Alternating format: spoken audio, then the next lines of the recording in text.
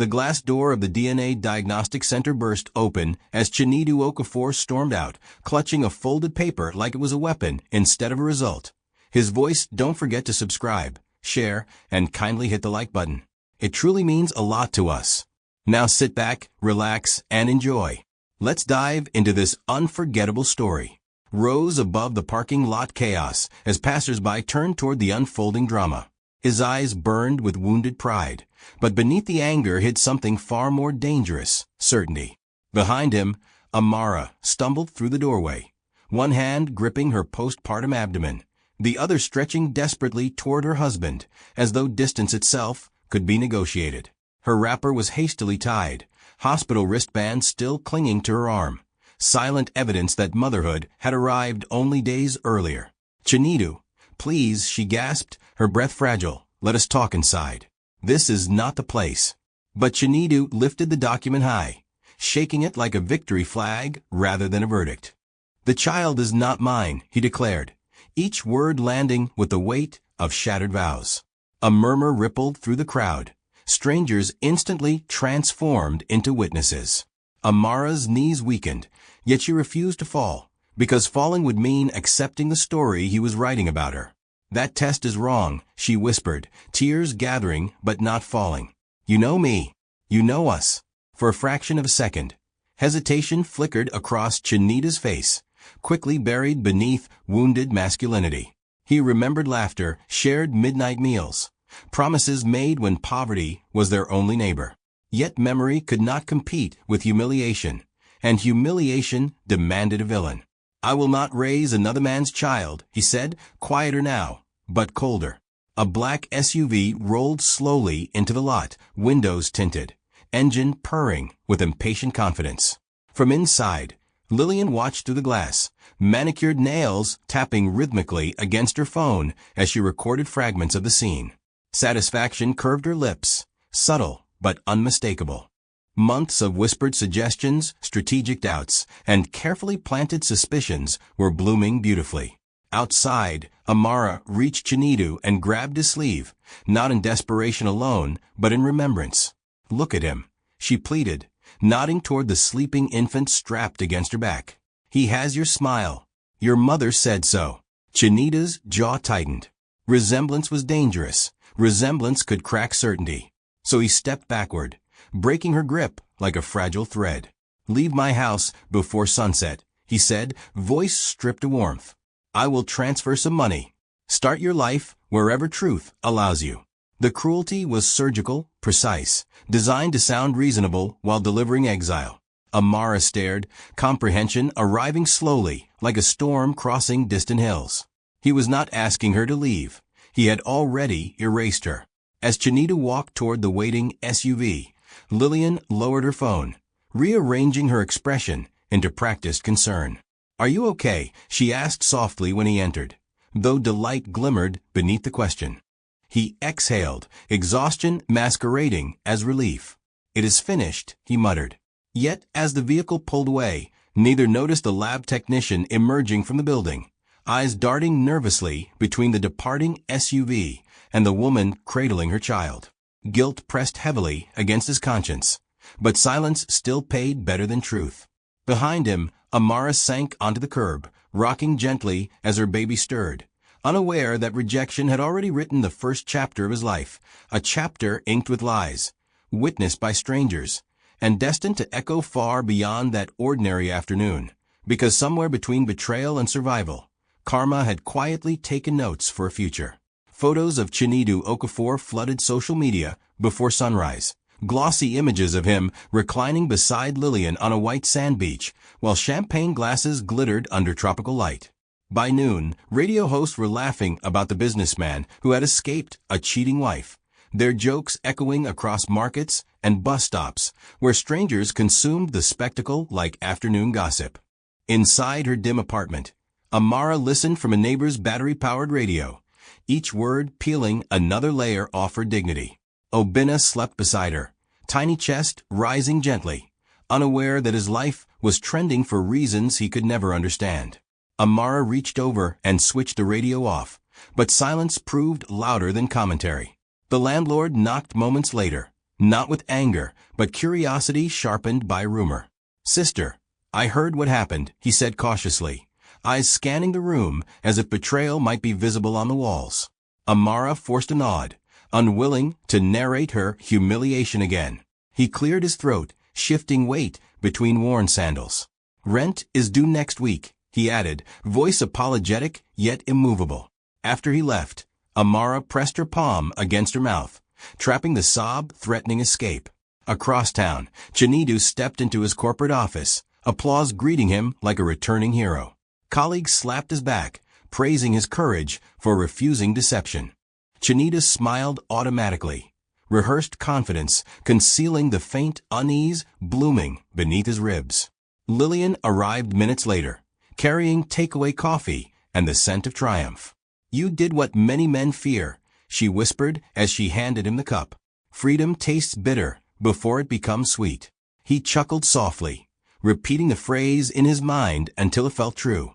That evening, their vacation photos multiplied online, comments stacking like verdicts. Some praised him, others mocked Amara. But the loudest response was silence from those who once called her family. Her phone remained still, contact list transformed into a museum of unanswered loyalty. At dusk, Amara wrapped Obinna against her back and walked to the small provision shop where she once bought groceries with Chinedu's card. The shopkeeper avoided eye contact, carefully counting change before sliding it across the counter. Customers pretended to browse while listening openly, curiosity outweighing courtesy. A woman whispered that beauty often hides betrayal, and laughter followed like punctuation. Amara exited without protest, dignity now measured by endurance rather than defense.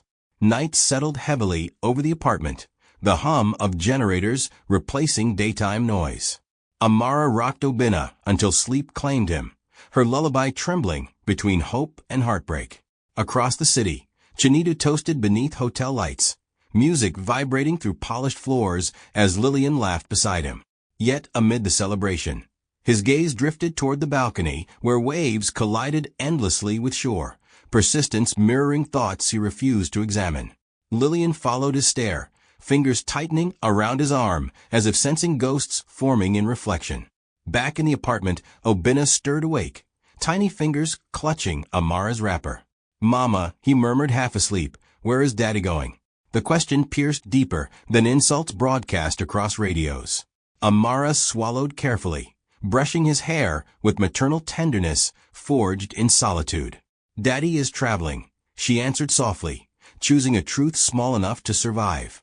Obinna nodded sleepily, trusting the world his mother described, while faraway fireworks from Chinedu's beachfront party illuminated the sky in brief bursts of artificial joy, each flash fading quickly into darkness that lingered longer than celebration ever could, leaving behind quiet spaces where regret would someday echo louder than applause or gossip or victory he believed he owned forever, without understanding the cost already collecting interest within hearts he abandoned without. Farewell tonight. The school gate buzzed with morning chatter as uniformed children streamed inside, their polished shoes tapping against concrete like a rhythm of belonging. Obinna stood beside Amara, clutching a plastic folder containing his application papers, eyes wide with cautious excitement that felt almost unfamiliar. He had spent weeks watching other children disappear behind that blue gate while he remained outside the fence, tracing letters in dust as passing buses sprayed gravel across his sandals.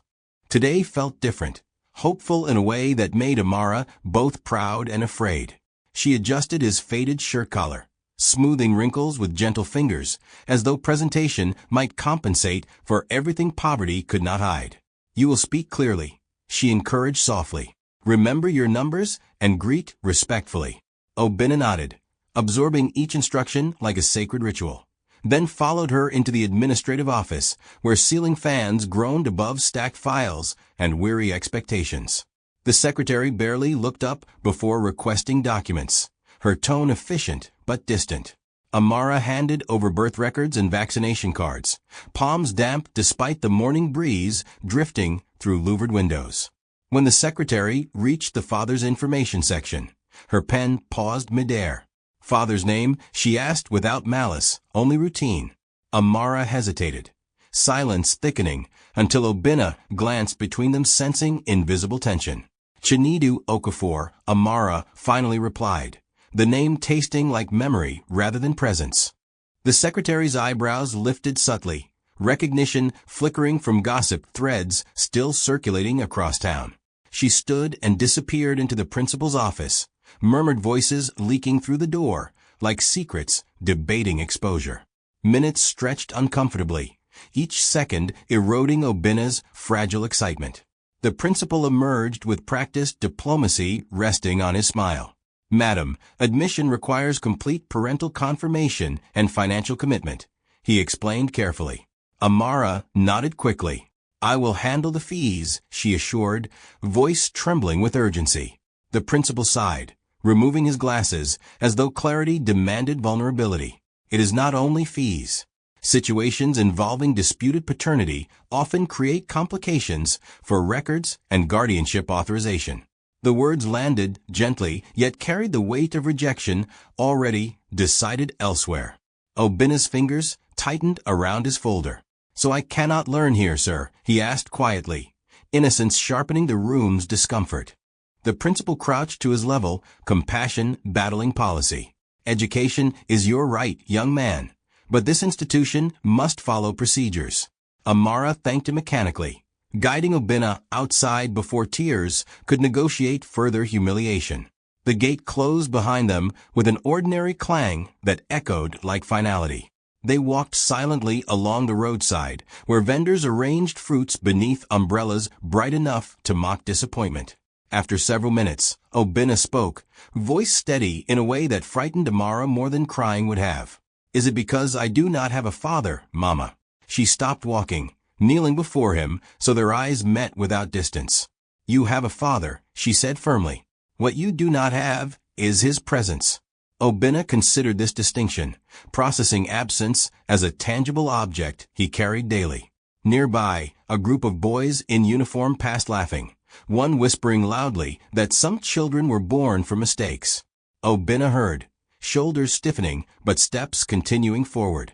They reached home beneath the unforgiving afternoon sun, heat pressing against corrugated roofing until the room felt smaller than hope. Amara prepared Gary in silence, while Obinna opened his exercise book, writing multiplication tables with determined strokes. Numbers obeyed rules unlike people, offering certainty inside ordered lines. Later that evening, as generator hum replaced daylight noise, Obinna sat beside Amara, watching neighbors gather around televisions broadcasting success stories of young scholars. Mama, he began thoughtfully, do great men always come from great homes? Amara turned toward him, recognizing the question hidden beneath curiosity. No, she answered gently. Some greatness is born where comfort refuses to live. Obinna absorbed this quietly, gaze drifting toward the cracked wall where moonlight slipped through gaps in roofing. I will become someone nobody can ignore, he declared, not with arrogance, but resolve shaped by exclusion. Amara wrapped an arm around him, heart aching at strength forced too early. Outside, distant laughter mingled with barking dogs, while stars scattered across Lego's sky, indifferent to human hierarchies. In that small room heavy with resilience, rejection transformed subtly into fuel, a quiet vow forming within a boy society had already labeled disposable, unaware that overlooked children often grow into forces impossible to dismiss later. The ballroom shimmered beneath crystal chandeliers as businessmen in tailored suits clinked glasses, their laughter weaving through polished air like currency being exchanged without counting. At the center of it all stood Chinedu Okafor, navy tuxedo fitted perfectly against a body that now carried wealth with effortless confidence. Cameras flashed, capturing smiles practiced over years of strategic victories, each photograph reinforcing the narrative of a man who had conquered both business and scandal. A host raised his microphone, praising Chinedu as a symbol of resilience and ambition, and applause followed obediently. Chinedu lifted his glass in acknowledgement, yet behind the charismatic composure lingered a subtle emptiness he could neither name nor dismiss. From across the room, Lillian watched him with a satisfied gaze, draped in gold silk that whispered luxury with every movement. She approached gracefully, fingers brushing his arm as if claiming territory rather than affection. "Look at you," she murmured, voice warm but calculating. "The man who refused to be trapped by lies now owns the city's attention." Chinidu smiled faintly, repeating the narrative he had lived inside for years. Freedom had indeed arrived, but its texture felt strangely hollow tonight. After speeches concluded, guests drifted into smaller circles, where deals formed between laughter and liquor. Chinidu navigated conversations smoothly, discussing construction contracts, import licenses, and political partnerships that blurred legality beneath mutual benefit. A senator leaned closer, lowering his voice while offering assurances of protection should regulatory inquiries arise. Chinidu nodded, accustomed to influence functioning like insurance rather than privilege. Across the room, Lillian conversed with investors, subtly inserting herself into networks Chinidu once guarded carefully. Her charm opened doors, but her curiosity lingered longer than necessary around confidential discussions. Later, as the crowd thinned and jazz music softened the atmosphere, Chinidu stepped onto the balcony overlooking Lagos' restless skyline. Traffic lights blinked like distant constellations, reminding him that success often resembled altitude rather than arrival. He inhaled deeply, hoping night air might quiet the faint unease threading through celebration.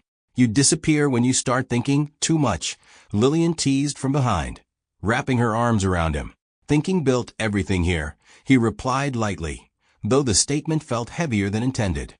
She turned him toward her, smile bright but eyes searching. "And feeling destroyed everything you left behind." The remark hovered between joke and warning, leaving Chinidu momentarily speechless. Inside, a waiter approached discreetly with his phone, explaining that an investigative journalist had requested comment regarding procurement irregularities linked to one of Chinidu's subsidiaries. Chinidu dismissed the concern with practice calm, promising his legal team would respond accordingly. Yet, as the waiter retreated, tension flickered across his expression before discipline concealed it. Back inside the ballroom, laughter resumed its dominance, but whispers began circulating like subtle drafts beneath closed doors. Two executives debated recent audits while pretending to admire decor, their lowered voices carrying sharper curiosity than celebration. Lillian observed these shifts carefully, storing fragments of uncertainty, like currency awaiting future negotiation. Near midnight, the event concluded with final toasts and departing convoys, headlights sweeping across pavement like migrating fireflies. Chinidu entered his car, exhausted despite triumph, adjusting his cufflinks as though control resided in symmetry. Lillian settled beside him, scrolling through photos already accumulating online praise. "You are unstoppable," she said softly. The word echoed pleasantly, yet Chinidu's gaze drifted toward passing street vendors packing unsold goods beneath dim lamps. Success, he realized, often required ignoring reflections that did not applaud. As the car merged into Lagos traffic, his phone vibrated again with an unknown number sending a single message. "We know what you built and how you built it." Chinidu stared at the screen, pulse quickening despite composed breathing. Lillian glanced over, curiosity sharpening instantly, but he locked the phone before explanation formed. Outside, the city pulsed with indifferent energy, while inside the luxury vehicle silence expanded, filled not with comfort but anticipation. For the first time that evening, applause faded completely, replaced by a quiet recognition that empires constructed on negotiated truths rarely remain unquestioned forever, and somewhere beyond headlights and contracts, consequences were already adjusting their course toward him with patient certainty. The auditorium vibrated with applause as students in pressed uniforms filled every seat, their chatter rising like electricity beneath the high ceiling draped with school banners and national colors. On the stage, a row of dignitaries adjusted microphones, while photographers positioned themselves for the awards ceremony celebrating academic excellence across the state.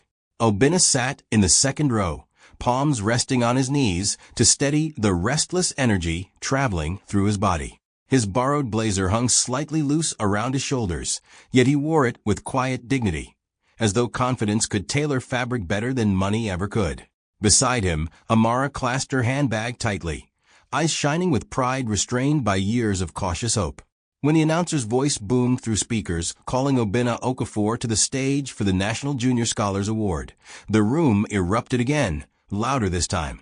Curiosity mixing with admiration for the boy whose story had circulated quietly among teachers. Obinna rose, heart pounding, but steps measured.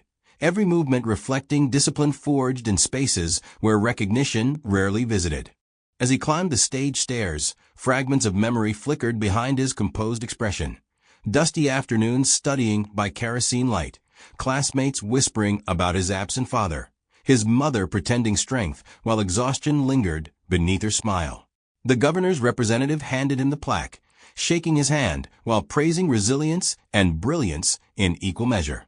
Cameras flashed, freezing a moment that seemed impossible years earlier, when school gates once closed against him. "Thank you, sir," Obinna said into the microphone, voice clear despite emotion pressing against it. "Education gave me a place when society tried to leave me outside." The statement lingered over the audience, simple yet powerful enough to command silence before applause returned like a wave reclaiming shore. After the ceremony, students crowded around congratulating him, admiration replacing former curiosity. A teacher approached Amara, tears balancing proudly along her lashes. "You raised a remarkable young man," she whispered, squeezing Amara's hands with genuine warmth. Amara smiled, gratitude mixing with relief that her son's identity was slowly detaching from rumors that once defined them. Outside the auditorium, reporters gathered near the entrance, hoping to capture brief interviews with award recipients. Obinna answered politely, emphasizing discipline and gratitude rather than hardship, protecting his mother from narratives that might reopen wounds. As the crowd thinned, a university lecturer named Barrister Adewale approached, his thoughtful gaze reflecting professional interest beyond ceremony pleasantries. "Young man, have you considered studying law?" he asked, observing Obinna's articulate responses. Obinna hesitated, surprised by the suggestion that echoed feelings he rarely verbalized. "I want to understand how truth gets buried," he admitted carefully. Barrister Adewale nodded, recognizing conviction disguised as curiosity. "The law needs minds shaped by experience, not privilege alone," he replied, handing Obinna a business card that felt heavier than paper should. Later, as mother and son boarded a crowded bus home, Obinna studied the card repeatedly, tracing embossed letters while traffic crawled past markets, buzzing with evening commerce. "Mama," he began thoughtfully, "do lawyers defend only the innocent?" Amara considered the question, aware that childhood for Obinna often resembled philosophical preparation rather than play. "Lawyers defend stories," she answered gently. "Judges decide which stories become truth." Obinna absorbed this silently, gaze drifting to reflections in the bus window where city lights blurred into moving constellations. At home, he placed the award plaque on their wooden shelf beside family photographs that told quieter victories.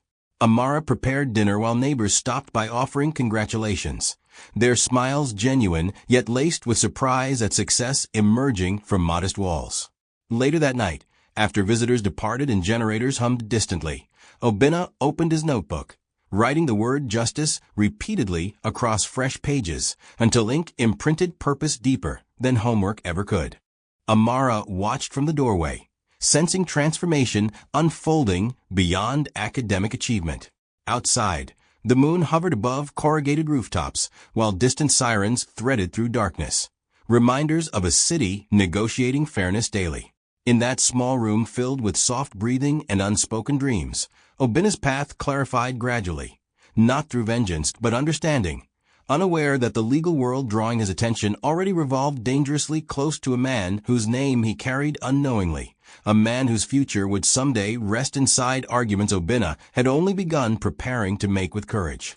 Rain tapped steadily against the tinted windows of Chinedu Okafor's office, transforming the Lego skyline into a watercolor blur of ambition and impatience.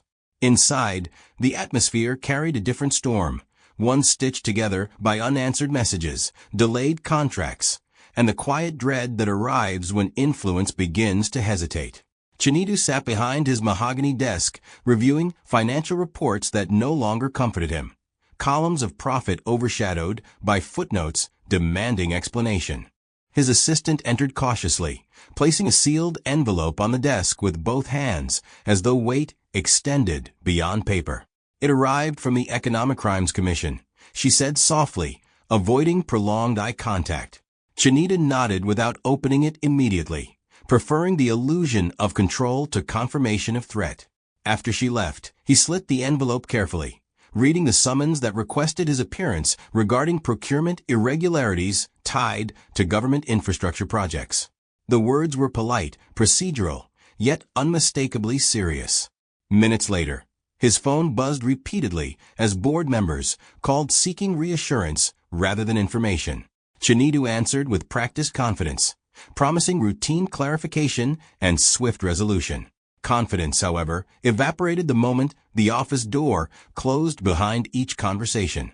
By afternoon, 2 investigators arrived unannounced, their demeanor professional but unyielding.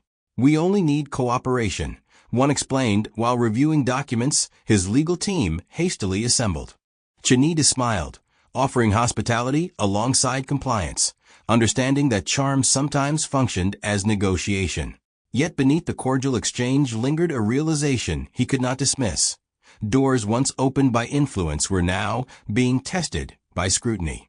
Across town, inside a modest government office lined with overflowing case files, Assistant Prosecutor Obinna Okafor scanned a briefing document newly assigned to his department.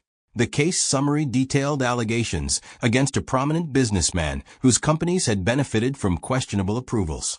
Obinna's brow furrowed as he absorbed timelines and testimonies suggesting systemic manipulation rather than isolated oversight. His colleague leaned over, whispering that powerful defendants often turned investigations into theater. Obinna nodded thoughtfully, refusing cynicism while acknowledging reality. "If evidence speaks clearly, status becomes irrelevant," he replied, surprising even himself with the firmness in his voice. Back at Chinita's headquarters, tension thickened during an emergency board meeting where executives debated damage control strategies. Some advocated aggressive legal resistance. Others recommended quiet settlements that would dissolve inquiries without spectacle. Lillian observed from the corner seat, silent yet attentive, her phone screen reflecting notes she did not share. After the meeting, she approached Chinita privately, expression blending concern and calculation. "These situations can redefine loyalty," she murmured, fingertips grazing his arm reassuringly. Chinita exhaled, fatigue cracking his composure for a fleeting second. "I built everything carefully," he insisted, as though repetition might convert belief into certainty. Lillian smiled sympathetically but offered no agreement. Evening descended with heavy clouds refusing departure, mirroring Chinita's restless mind as he returned home earlier than usual. The mansion's polished floors echoed beneath his footsteps, luxury amplifying solitude rather than diminishing it. He poured whiskey, watching amber liquid swirl, while replaying investigator questions that seemed too precise for coincidence. Somewhere within those inquiries lay a source, someone feeding information with quiet persistence. Meanwhile, Obinna remained at his desk reviewing supporting evidence long after colleagues departed, driven less by ambition than an instinctive pull toward the case's complexity. As he highlighted discrepancies between contract approvals and budget allocations, a strange familiarity brushed against his thoughts, without context. He dismissed it, focusing instead on constructing a timeline that mapped decisions against consequences. Outside his office window, streetlights flickered on sequentially, illuminating pedestrians navigating evening commerce with ordinary urgency. Back in the mansion, Chinita stood before the bedroom mirror, adjusting his tie, though nowhere required presentation. Reflection revealed success intact yet security fractured, a contradiction he struggled to reconcile. His phone vibrated with a notification from an unknown number containing a single line. "The past is patient." Chinita stared at the message, pulse quickening as rain intensified beyond glass walls. Across the city, Obinna closed his case file at last, unaware that the investigation capturing his professional curiosity also traced invisible lines toward his personal history, Lines drawn years earlier by a lie powerful enough to separate blood, yet fragile enough to unravel under persistent truth. The courthouse corridor hummed with controlled urgency as lawyers navigated marble floors, carrying files that felt heavier than paper should. Chinedu Okafor stepped from his car, surrounded by legal advisors, their voices layering reassurance over his rising anxiety, while cameras lingered at a respectful distance, waiting for a moment worth capturing. He adjusted his suit jacket before entering, posture projecting authority despite the tightening knot beneath his ribs. Inside, security gates beeped rhythmically as visitors passed through, the sound marking transitions between public confidence and private accountability. Chinedu's lead counsel leaned closer, whispering strategy about preliminary hearings and procedural delays designed to buy time. Time, however, felt increasingly expensive. Meanwhile, on the second floor, Assistant Prosecutor Obinna Okafor reviewed case notes while waiting for the defendant's arrival, his expression calm yet alert. This assignment had already consumed weeks of meticulous preparation, and today promised the first direct encounter with the man behind documents and testimonies. A clerk approached announcing the defense team's presence, prompting Obinna to gather his files and steady his breathing in a way that felt oddly personal. As Chinedu entered the consultation room, conversation paused momentarily, attention shifting toward the figure whose reputation preceded him. Obinna looked up from his documents, meeting the businessman's gaze for the first time. Something unspoken flickered between them, a recognition too subtle for comprehension, yet strong enough to disrupt routine professionalism. Chinedu's steps slowed imperceptibly as he studied the young prosecutor's face, searching memory for context that refused immediate clarity. Obinna gestured politely toward a chair, voice measured. "Good morning, Mr. Okafor. We will review procedural matters before formal proceedings." Chinedu nodded, sitting opposite him while his lawyers arranged papers like shields across the table. Throughout introductions and legal clarifications, Chinedu's attention drifted repeatedly toward Obinna's features, the determined brow, the steady eyes, the cadence of speech that echoed somewhere deep within recollection. Obinna sensed the scrutiny, but interpreted it as typical intimidation rather than curiosity. After preliminary discussions concluded, Chinedu lingered while his lawyers stepped outside to coordinate documents. The brief privacy stretched quietly until he spoke. "Have we met before, counsel?" he asked, tone casual yet probing. Obinna shook his head politely. "Not to my knowledge. Sir, our interaction is strictly professional." Chinedu nodded, unconvinced but unwilling to press further without justification. Inside Obinna's chest, a different discomfort stirred, an inexplicable tension accompanying proximity to this man whose name had populated his case files for weeks. They resumed reviewing evidence summaries, Obinna outlining discrepancies with clarity that impressed even the defense team upon their return. Each point he articulated tightened the invisible net around Chinedu's confidence, transforming abstract allegations into structured narratives of accountability. As the session ended, Chinedu stood, gathering composure alongside his briefcase. "You are thorough," he remarked quietly to Obinna, neither compliment nor criticism. Obinna met his gaze steadily. "The truth deserves structure, sir." Chinedu paused at the doorway, the statement echoing deeper than intended before he exited into the bustling corridor. Later that afternoon, Obinna remained in the empty room organizing notes while replaying fragments of their exchange. Why had familiarity lingered so persistently? He dismissed the thought, attributing it to prolonged exposure through documents rather than intuition. Across the city, Chinedu sat inside his car without instructing the driver to move, fingers tapping against leather seats as memory attempted assembly from scattered impressions. The young prosecutor's eyes haunted him, mirrors reflecting possibilities he refused to entertain. At home that evening, Obinna visited Amara, sharing routine updates about work without revealing the defendant's identity. Amara listened attentively, pride evident in her smile, unaware that destiny had quietly arranged proximity between the two most consequential men in her life. As night deepened, Chinedu stood on his balcony overlooking Lagos lights while replaying the encounter repeatedly, unease growing with each recollection. Somewhere within that young man's presence lived an answer he had not yet formed the question for, an answer suspended between past decisions and approaching consequences. Across town, Obinna closed his laptop and stared briefly at childhood photographs on the wall, unaware that the man occupying his professional focus also occupied the empty space within those frames, a silence preparing to speak.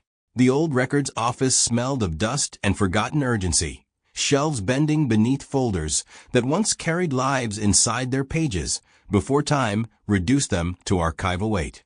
Obinna adjusted his tie as he stepped past a reception desk, presenting authorization documents with quiet confidence that discouraged unnecessary questions. The clerk directed him toward the storage wing where historical medical files were preserved for legal review, her expression suggesting curiosity tempered by routine bureaucracy. Obinna thanked her and walked down the narrow aisle, fingers brushing faded labels, until he located the year that mattered more than any other in his life. He paused before pulling the drawer open, inhaling slowly as though oxygen itself might prepare him for whatever truth slept inside. Across town, Amara folded laundry beneath the afternoon sun filtering through their window, unaware that her son was standing at the threshold of revelations she had buried for years to protect both of them. Back in the records room, Obinna extracted a sealed envelope bearing the logo of the diagnostic center, where a decision had rewritten his childhood. The paper felt brittle yet heavy, echoing memories of whispered arguments and unanswered questions that shaped his identity. He carried the envelope to a small reading desk, breaking the seal with deliberate care before unfolding the report inside. Columns of genetic markers filled the page alongside the unmistakable conclusion: paternity excluded. Obinna studied the document quietly, neither surprised nor satisfied, only contemplative. Something within him resisted accepting the result as final truth, a feeling nurtured by years of observing how evidence could be manipulated as easily as interpreted. He scanned the report again, noticing discrepancies in formatting inconsistent with other records he had reviewed professionally. The timestamp font differed. Signatures appeared digitally inserted rather than handwritten, and laboratory accreditation numbers did not align with official databases. A chill threaded through his spine as professional instinct overtook personal emotion. He photographed the document and cross-referenced metadata using his laptop, confirming alterations that transformed suspicion into certainty. This was not merely an outdated test. It was a manufactured verdict. Meanwhile, Chinidu attended a strategy meeting where lawyers debated settlement negotiations, unaware that miles away the foundation of his most consequential decision was quietly collapsing. Lillian observed the discussion while scrolling through financial updates, her composure masking irritation at investigations refusing disappearance. Back in the records office, Obinna requested supplementary files from the clerk, citing procedural review. She returned with archived technician logs that revealed payment irregularities linked to the same week the DNA analysis occurred. Obinna's pulse quickened as fragments aligned into narrative clarity. Falsified data, compromised personnel, intentional deception. He leaned back in his chair, staring at fluorescent lights buzzing overhead, while the weight of realization pressed against his chest. The case he prosecuted was no longer abstract professional duty. It was entangled with his origin story. He packed the documents carefully, thanking the clerk before exiting into late afternoon heat that felt sharper against his skin. Outside, traffic roared with indifferent continuity as Obinna stood motionless beside his car, absorbing the magnitude of discovery. If the test was false, then the man he confronted daily in court was not merely a defendant, but his father. The word lingered uncomfortably, unfamiliar despite biological proximity. That evening, Obinna visited Amara carrying quiet determination, disguised as routine conversation. They shared dinner while television murmured background news about corruption trials, irony hovering unnoticed between them. After clearing plates, Obinna placed the photocopied report gently on the table. "Mama," he began carefully, "did you ever doubt the result?" Amara's hands froze mid-motion, years of suppressed memory surfacing instantly within her eyes. "I doubted everything except you," she whispered, voice trembling with restrained grief. Obinna nodded, sliding the evidence toward her. The test was altered. Silence expanded, thick with vindication and sorrow intertwined. Amara covered her mouth as tears escaped, relief arriving too late to rewrite history, yet powerful enough to acknowledge truth. Across the city, Chinedu prepared for another court appearance, unaware that the lie granting him freedom had finally unraveled, leaving destiny poised to confront him with consequences carried not by strangers, but by the son he had already rejected once. The private consultation room inside the courthouse carried a quiet that felt heavier than any courtroom noise, its beige walls absorbing tension that lingered between conversations never meant for public record.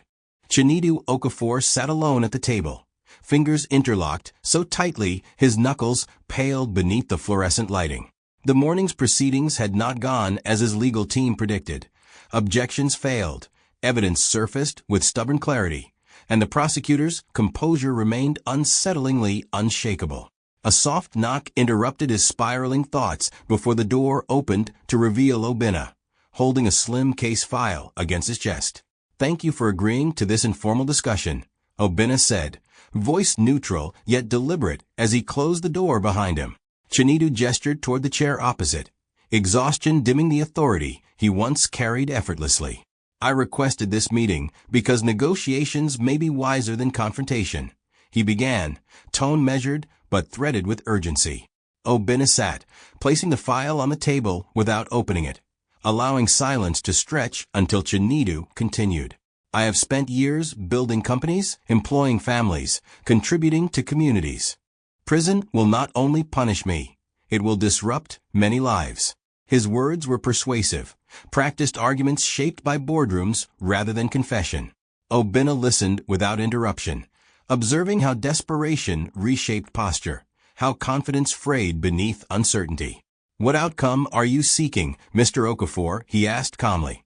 Chinedu exhaled, gaze dropping briefly before returning. "Guidance, leniency, a path that acknowledges mistakes without destroying everything that followed." The admission hovered fragilely between them, pride surrendering space to survival. Obinna leaned back slightly, studying the man whose decisions once echoed through his childhood like distant thunder. "Mistakes imply accident, sir," he replied softly. "Evidence suggests intention." Chinedu flinched almost imperceptibly, the distinction sharper than accusation. "People evolve," he countered, voice quieter now. "The man I was years ago does not fully represent the man sitting here." Obinna considered this, fingers tracing the edge of the unopened file containing proof of a different evolution altogether. "Tell me, Mr. Okafor," he said after a pause, "have you ever regretted a decision that shaped another person's entire life?" Chinedu's eyes shifted toward the window where muted daylight filtered through blinds, memory surfacing uninvited. "There was a time," he admitted slowly, "when I acted out of humiliation rather than truth. I believed evidence placed before me and allowed anger to speak louder than patience." Obinna's heartbeat quickened despite his composed exterior. "And the child involved," he pressed gently, "what became of him?" Chinedu swallowed, emotion tightening his voice. "I do not know. That ignorance has followed me longer than I expected. Some nights I wonder what kind of man he became and whether absence carved wounds I can never repair." The vulnerability surprised even him, words escaping before calculation could restrain them. Obinna opened the file then, sliding a photograph across the table showing a younger version of himself beside Amara. Hypothetically, he began carefully. What if that child grew into someone capable of determining your future? Chinedu studied the image briefly, without recognition, confusion knitting his brow. "Then I would hope he possesses more mercy than I demonstrated," he answered honestly, unaware of proximity between speculation and reality. Obinna closed the file, resisting the urge to reveal everything within that moment. "Mercy is complicated when truth arrives late," he said instead, standing as the meeting reached its quiet conclusion. Chinedu rose as well, a sudden impulse compelling him to speak further. "Counselor," he called softly, gratitude mingling with apprehension, Thank you for listening beyond procedure. Obinna nodded politely, opening the door before hesitation could transform into disclosure. As Chinedu remained in the room alone, the echo of their conversation lingered like unfinished music, stirring reflections he could neither categorize nor escape. Down the corridor, Obinna walked steadily despite the storm gathering inside his chest, aware that the man who had just begged for understanding had unknowingly begged his own son.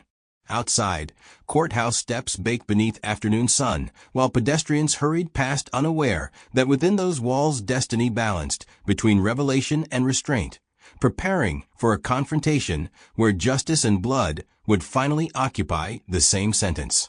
The courtroom air felt unusually heavy long before the judge entered, conversations dissolving into hushed murmurs as spectators filled every bench with anticipation sharpened by weeks of escalating testimony. Chinedu Okafor sat beside his legal team, posture composed yet eyes betraying exhaustion accumulated through sleepless nights and relentless speculation. Across the aisle, Obinna arranged his documents with deliberate precision, each paper representing fragments of truth waiting for structure. Amara occupied a quiet seat near the back, hands clasped tightly around her handbag, as though holding together years of restrained memory. When the bailiff announced the court, everyone rose, chairs scraping softly against tiled floors before silence settled like expectation.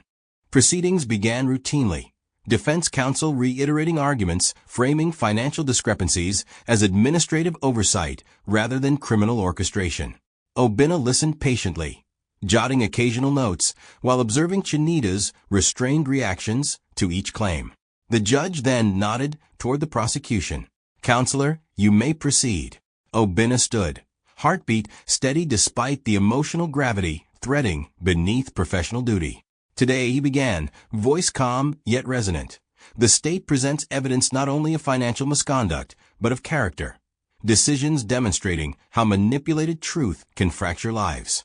A projector flickered on, illuminating the courtroom wall, with documents detailing procurement irregularities, payment trails, and witness statements weaving a coherent narrative. Murmurs rippled through observers as timelines aligned unmistakably. Chinedu's lawyer objected, but the judge allowed continuation, interest sharpening behind measured composure. Obinna advanced slides methodically until the final document appeared, its heading unrelated to corporate transactions. "This," Obinna said, pausing briefly, "is an exhibit illustrating a historical falsification connected indirectly to the defendant's decision-making pattern." The screen displayed the altered DNA report, annotations highlighting inconsistencies and financial transfers, linking a laboratory technician to accounts associated with Lillian. Gasps surfaced audibly while Lillian, seated among observers, stiffened visibly. Defense counsel rose abruptly, but Obinna continued with permission. "Years ago," he explained, "a falsified paternity test reshaped a family, influencing choices that reflect the defendant's reliance on convenient narratives rather than verified truth." Chinedu stared at the projection, confusion dissolving into dawning recognition as memory resurfaced with painful clarity. Amara's tears, the parking lot, the infant he refused to hold. His breathing shallowed, courtroom sounds fading beneath internal thunder. Obinna turned from the screen, gaze settling directly on Chinedu. "That child," Counselor Okafor stated, voice steady yet trembling beneath restraint, did not disappear. Silence engulfed the courtroom as comprehension traveled across faces like a slow sunrise. Chinedu's eyes widened, disbelief colliding with certainty forming from resemblance, timelines, and the quiet gravity of Obinna's presence. "I am that child," Obinna finished, the words neither accusatory nor forgiving, simply true. A collective breath released unevenly, spectators witnessing revelation eclipse litigation. Amara covered her mouth, tears streaming freely while gripping the bench for support.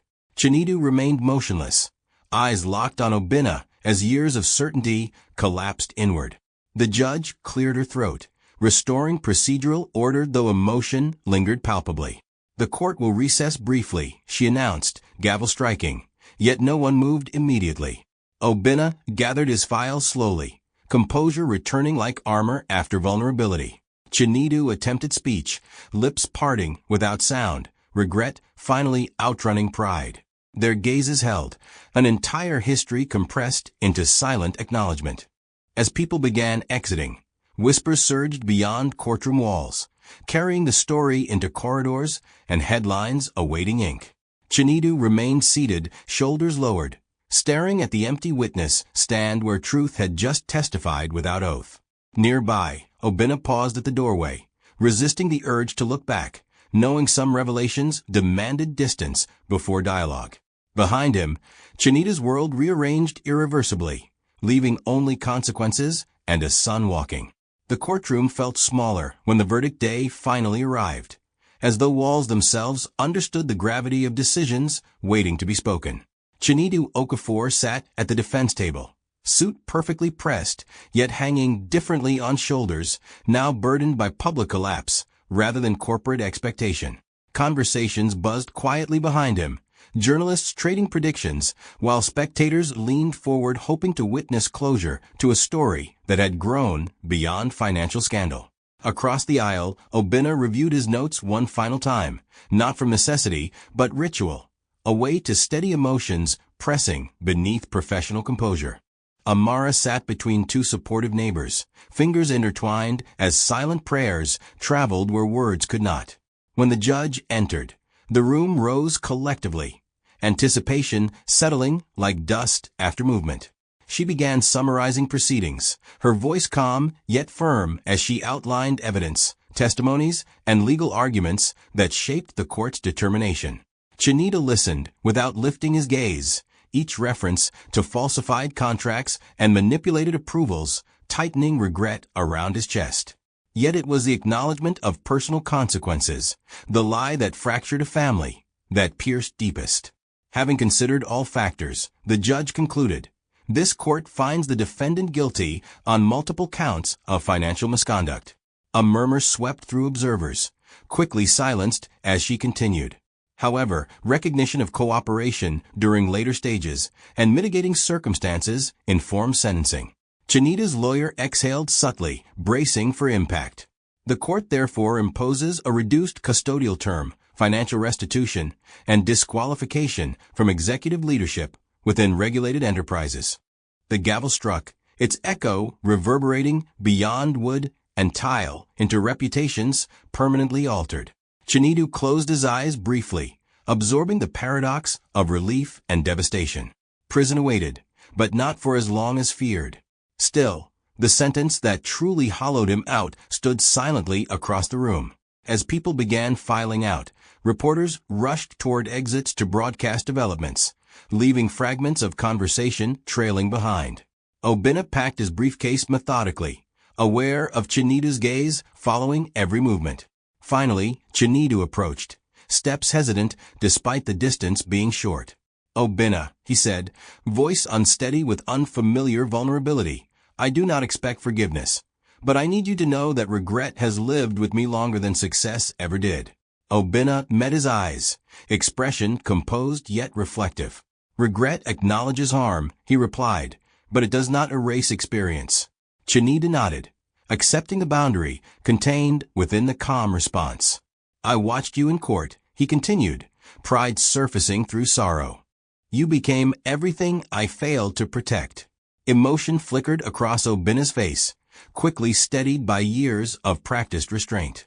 My mother protected me, he answered, voice gentle but firm. Others simply taught me what absence feels like.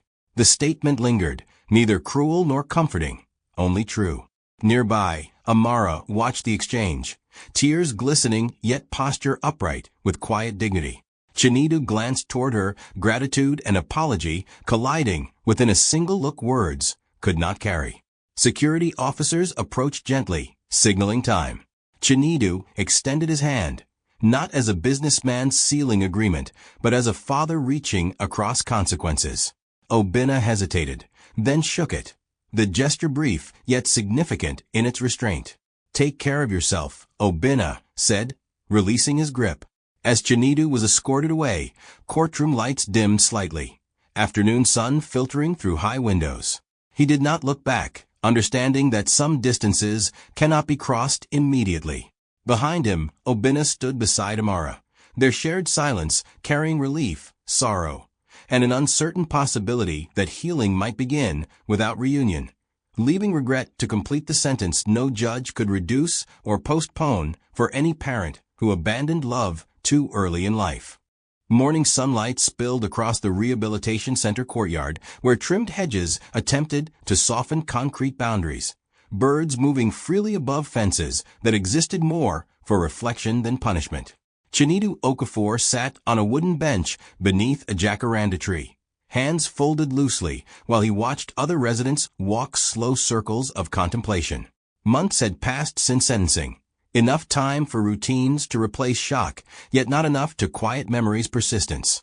Here, titles dissolved into first names, wealth lost currency, and silence often revealed truths conversation avoided.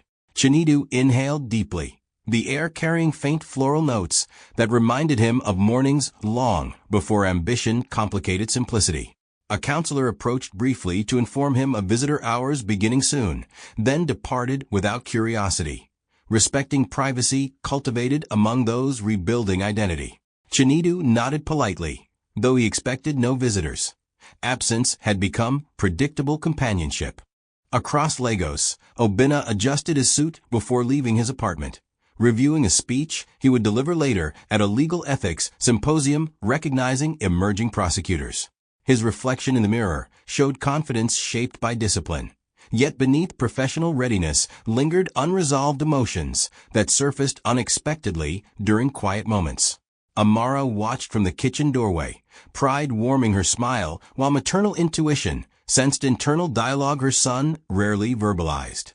"You do not owe anyone closure," she reminded gently. Obinna considered her words, placing his notes into a leather folder. "Closure is not always for others, Mama," he replied thoughtfully. "Sometimes it is how we continue forward without carrying unfinished questions." Hours later, the rehabilitation center gate opened to admit scheduled visitors, footsteps echoing along pathways lined with flowering shrubs. Chinedu remained on the bench until he noticed a familiar figure approaching with measured calm, sunlight outlining a silhouette he had replayed in memory countless times. Obinna stopped a few feet away, neither hesitant nor hurried, simply present. "I had a conference nearby," Obinna began, offering explanation without obligation. Chinedu stood slowly, surprise softening into gratitude that required no words initially. "Thank you for coming," he said eventually, voice quieter than Chinedu Okafor had ever spoken publicly. They sat together, space between them carrying history impossible to compress into conversation. "How is your mother?" Chinedu asked after a pause, genuine concern replacing formality. "She is peaceful," Obinna answered, the word carrying layers of recovery and vindication. Chinedu nodded, absorbing relief that Amara's life extended beyond the pain he authored. Silence returned, yet this time it felt less heavy, more contemplative. "I replay that day often," Chinedu admitted, gaze fixed on distant trees. "Not to punish myself, but to understand how certainty can be louder than love." Obinna listened, recognizing reflection rather than defense. "Understanding does not rewrite outcomes," he said gently, "but it can influence who we become afterward." Chinedu smiled faintly, appreciating wisdom delivered without accusation. A bell chimed softly, signaling visiting hours nearing conclusion, urgency threading through limited time. "I do not expect a relationship defined by titles," Chinedu said carefully, "but I hope one day you remember me without anger." Obinna considered the request, heart balancing empathy with boundaries. "Anger left when truth arrived," he replied. "What remains is distance shaped by experience." Chinedu accepted this, relief mingling with sorrow at the honesty. As they stood, Obinna extended his hand once more, this time accompanied by a small smile neither promising nor rejecting future connection.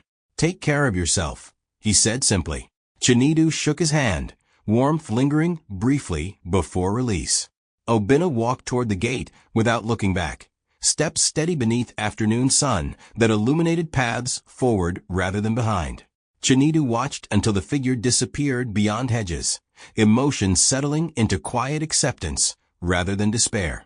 Above him, jacaranda blossoms drifted gently onto the ground, reminders that beauty often arrives after seasons of loss.